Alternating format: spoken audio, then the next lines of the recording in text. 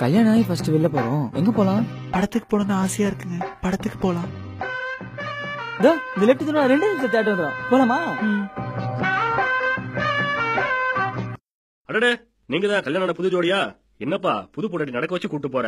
உன் குடும்பம் எவ்வளவு கௌரவமான குடும்பம். ஏதாவது வண்டி கிண்டி வாங்கி கௌரவமா கூட்டு போலாம்ல. ஊருக்குள்ள 4 பேர் பாத்துட்டு 4 விதமா பேசினா கௌரவ குறைச்சல் ஆயிடும். என்னப்பா நீ? நம்ம என்ன வண்டிமா வாங்கலாம்? எனக்கு தங்க மகன் படத்துல வர தனுஷ் மாதிரி உங்க கூட சைக்கிள்ல போகணும்னு ஆசையா இருக்குங்க. உயிரே உயிரே உயிரின் உயிரே உயிரே உயிரே.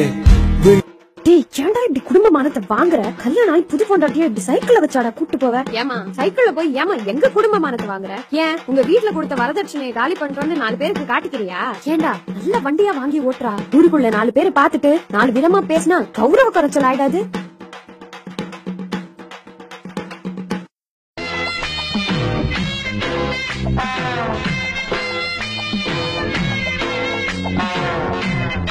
தம்பி, பொண்ணு சின்ன வயசுல இருந்து வீட்டுக்குள்ளே இருந்த பொண்ணு ஏசி காத்துல இருந்து பழகிருச்சு. இப்படி வண்டியில தூசிலையும் வெயிலையும் வேணும்னா சொல்லுங்க, வரதட்சணையோட சேர்த்து போட்டு ஒரு கார் வாங்கி கொடுத்துறேன்.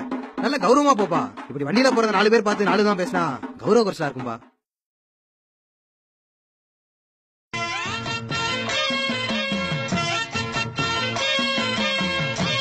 ஏண்டா வரதட்சணை பணத்தை வச்சு ஏதாவது தொழில் பண்ணி குழப்பீங்கன்னு பார்த்தா இப்படி காரும் பைக்கும் வாங்கி கூத்தடிச்சிட்டு இருக்கீங்களா? இதுக்கு தான் வேலைக்கு ஆதவங்களா கல்யாணம் பண்ணி கூடாதுன்றது. இப்படியே இருந்துன்னு வச்சுக்கோங்க, ஊருக்குள்ள 4 பேர் 4 தான் பேசி கௌரவ குறைச்சலா இருந்தா போங்கடா, போய் கௌரவமா பிழைக்கிற வேலையை பாருங்கடா. இங்க பாரு, கல்யாணம் ஆனப்ப சைக்கிள்ல போனான், இப்ப கார்ல போறான். என்னமா வாழ்றாயா? வாழ்ந்தா இவங்கள மாதிரி கௌரவமா வாழணும். நான் அப்பயே சொல்ல மூஞ்ச பார்த்தா குடிக்கார மாதிரி இருக்குன்னு பாரு. குடிச்சிட்டு பொண்டாடி இப்படி நடு ரோட்ல விட்டுட்டு போயிட்டான். ஏய், இவ ஜாதகமே சரியில்லடி. கல்யாணத்துக்கு முன்னாடி நல்லா இருந்த பய, இப்ப பாரு பித்தம் பிடிச்சு பைத்திய மாதிரி ஓடிக்கிட்டு இருக்கான். அது இல்லடி, பக்கத்து மளிகை கடைக்காரன் குமாரோட தொடர்புக்கு தெரிஞ்சு புருஷன் ஓடிட்டான். அது கூட இல்லடி, இவளுக்கு ஏதோ குறை இருக்கு. புருஷனை சரியா சந்தோஷப்படுத்த முடியல, அதான் புருஷன் உண்மை தெரிஞ்சு ஓடிட்டான். இதுக்கப்புறம் இவன் என்னடி பண்ணுவா? பாவடி, புருஷனும் ஓடிட்டான், ஜாதகத்திலயும் குறை, உடம்புலயும் குறை. இதுக்கப்புறம் ஏதாவது நல்லது கிடையாது கூட போக முடியாது. அநேகமா இவ தற்கொலை பண்ணி செத்துருவான்னு நினைக்கிறேன். பாவண்டி. இப்ப என்ன நடந்து போச்சு? யாரு என்ன சொல்லி விட்டான்னு இந்த பொண்ணு தற்கொலை பண்ணிக்க போகுது? மாமியார் கொடுமை தாங்க முடியாம மருமக தூக்க மாட்டி செத்துட்டாடி. எது எடுத்துக்கணுமோ அதை எடுத்துப்பாங்க, மிச்சது விட்டுடுவாங்க. போட்டாலும் சரி தூட்டினாலும் சரி, பேசினவங்க பேசிட்டோம்.